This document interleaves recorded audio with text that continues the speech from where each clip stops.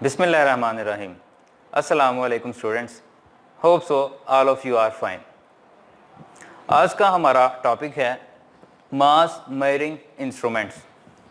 मास अगर कोई मैटर लिया जाए तो वो सॉलिड, लिक्विड या गैस किसी भी फॉर्म या शेप में हो, उसमें जो पार्टिकल्स की मौजूदगी है वो हमें उसका मास बताती है।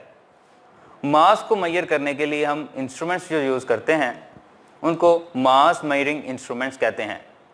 फर्ज करें एक बीम बैलेंस, इसमें रॉड के एक साइड पर एक पैन होता है और दूसरी साइड पर उसी मटेरियल का बना दूसरा पैन होता है। रॉड को एक हाइट पर इस तरह एडजस्ट करते हैं कि दोनों पैन जो हैं वो बैलेंस्ड हों।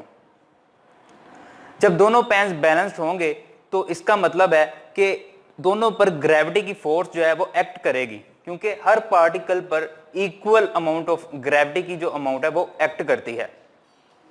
अगर हम एक पैन में अगर कोई अब ऑब्जेक्ट रखेंगे तो जो टोटल नेट फोर्स की वजह से, जिसको हम वेट कहते हैं, उसकी वजह से पैन डाउनवर्ड मूव करेगा।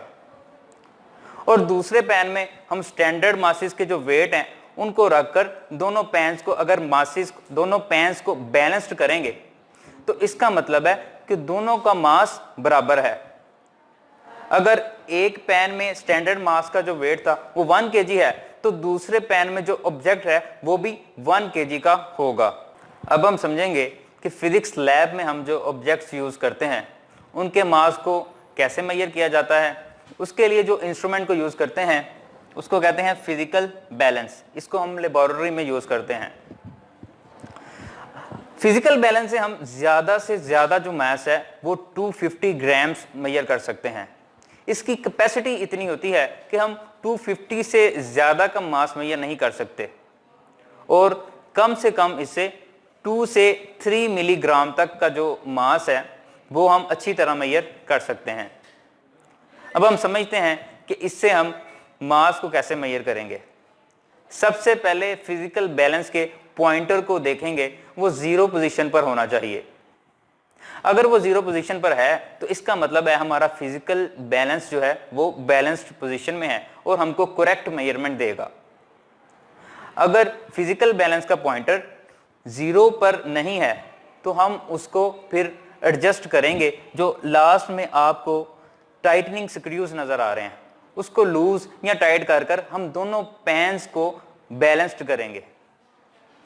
फिर किसी भी ऑब्जेक्ट की मेजर में लेना चाहते हैं उसको एक पैन में रखेंगे जिसकी वजह से वो पैन डाउनवर्ड मूव करेगा। फिर हमारे पास स्टैंडर्ड मासेस के ग्राम्स में जो वेट्स होते हैं उनको 1 by 1 रखना शुरू करेंगे और जब दोनों पैन्स बैलेंस्ड हो जाएंगे यानी कि जो हमारा मीटर स्केल है वो दोबारा 0 पर आ जाएगा तो इसका मतलब है कि दोनों पैन्स बैलेंस्ड हैं और जो ऑब्जेक्ट है वो रखे दूसरे पैन में रखे गए वेट्स के बराबर है। जिस तरह हमारे पास बीम बैलेंस होता है उसी तरह हमारे पास एक लीवर बैलेंस भी होता है।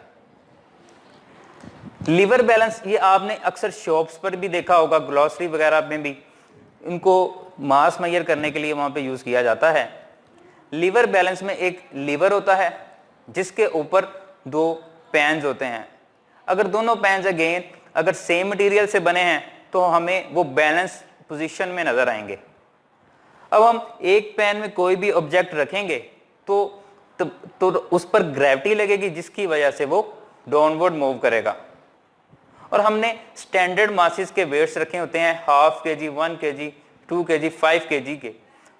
तो जिस भी वेट को हम मेजर जिस भी वेट के मुताबिक हम ऑब्जेक्ट को मेजर करना चाहते हैं तो उस वेट को रखना शुरू करेंगे। जब दोनों पैन्स बैलेंस्ड हो जाएंगे तो इसका मतलब है जो वेट हमने स्टैंडर्ड मास का यूज किया है वही वेट अब ऑब्जेक्ट का भी है। अगर हमने स्टैंडर्ड मास 5 kg को यूज किया था तो जो ऑब्जेक्ट है उसका भी वेट 5 kg ही होगा। यानी लीवर बैलेंस में हम एक पैन में स्टैंडर्ड मास और दूसरे पैन में ऑब्जेक्ट को रखकर मास को मेजर करते हैं। फिजिकल बैलेंस और लीवर बैलेंस के अलावा हम मास इलेक्ट्रॉनिक बैलेंस से भी मेजर कर सकते हैं। इलेक्ट्रॉनिक बैलेंस पर जो मास है वो डिजिट्स की फॉर्म में शो होता है। अब फिगर में इलेक्ट्रॉनिक बैलेंस को देख सकते हैं, इसकी वर्किंग को देखते हैं। अब इसमें मास मेजर करने से पहले डिजिट्स को, रीडिंग को 0 पर लाना जरूरी है। अगर कोई ऑब्जेक्ट रखे बगैर ही जो इलेक्ट्रॉनिक बैलेंस को, रीडिंग को शो करता है, तो इसका मतलब है इसमें एरर है। सबसे पहले उसकी रीडिंग को 0 किया जाएगा, फिर हम इस पर कोई भी ऑब्जेक्ट रखेंगे तो हमें ये इंस्ट्रूमेंट डिजिट्स की फॉर्म में उस ऑब्जेक्ट का मास बताएगा। मिसाल के तौर पर अगर हम इस पर कोई कॉइन रखते हैं तो ये उसका मास 2.34 इस तरह शो करेगा। अब हम देखते हैं कि इन इंस्ट्रूमेंट में से कौन सा ज़्यादा प्रिसाइज और एक्यूरेट मेजरमेंट देता है। अब हम देखते हैं कि बीम बैलेंस, फिजिकल बैलेंस और इलेक्ट्रॉनिक बैलेंस में से सबसे ज़्यादा एक्यूरेट और प्रिसाइज मेजरमेंट कौन सा इंस्ट्रूमेंट देता है। Number 1 is beam balance. एक सेंसिटिव बीम बैलेंस जो है वो कम से कम 100 मिलीग्राम तक एक्यूरेट मेजरमेंट दे सकता है। इसका मतलब है कि इसका लीस्ट काउंट 100 मिलीग्राम है। अगर इसको ग्राम में करें तो ये बनेगा 0.1 ग्राम। अब फर्ज करें अब एक कॉइन का मास हम बीम बैलेंस से मेजर करना चाहते हैं, तो बीम बैलेंस हमें मेजरमेंट देगा 3.2 ग्राम्स। अब फिजिकल बैलेंस की बात करते हैं। फिजिकल बैलेंस एक सेंसिटिव इंस्ट्रूमेंट होता है, इससे हम ज़्यादा से ज़्यादा 250 ग्राम तक मेजरमेंट ले सकते हैं। अगर हम इससे ज़्यादा कोई मास इस पेन में इसके रखेंगे तो ये डैमेज हो सकता है।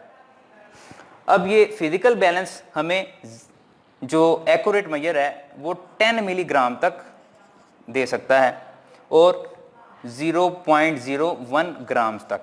अब अगर वही कॉइन फिजिकल बैलेंस से मेजर करेंगे तो ये ज़्यादा प्रिसाइजली बताएगा 3.24 ग्राम।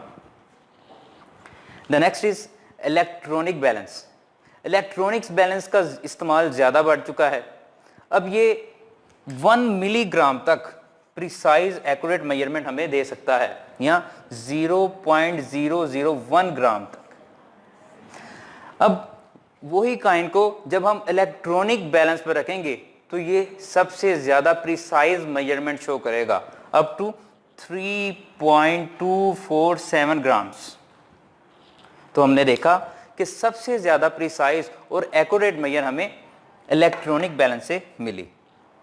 तो स्टूडेंट्स, ये था हमारा मास मेजरिंग इंस्ट्रूमेंट वाला टॉपिक। आपसे मुलाकात होगी नेक्स्ट लेक्चर में। अल्लाह हाफिज़।